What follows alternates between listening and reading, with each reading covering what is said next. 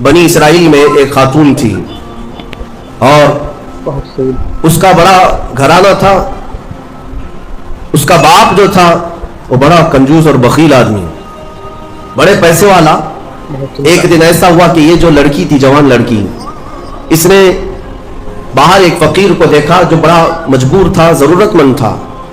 उसको उठा करके अच्छी खासी दौलत अपने बाप की दे दी। और बाप को पता चला तो इतना गुस्से में आया कि मैं फूटी कोड़ी नहीं देता और तो इतनी बड़ी दौलत उठा कर देती हूँ। और गुस्से में अपनी बेटी का हाथ काट दिया, उसका हाथ कट गया। गुस्से में था बाप, बखील था, हाथ काट दिया। बहरहाल कटे हुए हाथ के साथ वो रहने लगी। थी अल्लाह रब्बुल इज्जत की रजा चाहने वाली। कई दिन तक इसी तरह गुजर गए। अब बाप बड़े पैसे वाला था उस जमाने में, वो हाथ छुपा करके रही। फिर उसका रिश्ता आया एक बहुत बड़े खानदान से, और बड़े खानदान का जो शहजादा था उसने पसंद कर लिया। शादी की डेट करीब आई, उन लोगों ने हाथ नहीं देखा, बस चेहरा और बाकी सारी चीजें देखी, और इन्होंने भी छुपा रखा कि हाथ नहीं है। कटे हुए हाथ के साथ कौन शादी करेगा। बहरहाल शादी हो गई। शादी होने के बाद वो घर रुखसत हो गई। अपने नए दूल्हे के साथ वो अपने घर पर बैठी है दस्तरखान पर। वो बाएं हाथ से खाया करती थी, एक हाथ तो कटा हुआ था, छुपा करके रखती थी।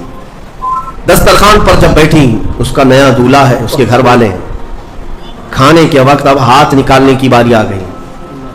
वो बाएं हाथ से खा रही थी तो उसके शोहर ने कहा कि क्या सीधे हाथ से नहीं खा सकती? सीधे हाथ से क्यों नहीं खा सकती? अब उसके रिश्ते के टूटने का वक्त आ गया था। अगर पता चले तो धोखा किया है, कटे हुए हाथ के साथ हमारे साथ निकाह हुआ है। उसके आंखों में आंसू आए। वो हाथ अपने कपड़े के अंदर ही छुपाई रही। अचानक उसे गैब से एक आवाज आई, ऐ मेरी बंदी हाथ निकाल। उसने अपने दुपट्टे के अंदर से हाथ निकाला तो सीधा हाथ पूरा सही सलामत था। फिर वो जमाना मूसा अलैहिस्सलाम का था। उनकी बारगाह में हाजिरी देकर उसने अपना ये वाकया सुनाया।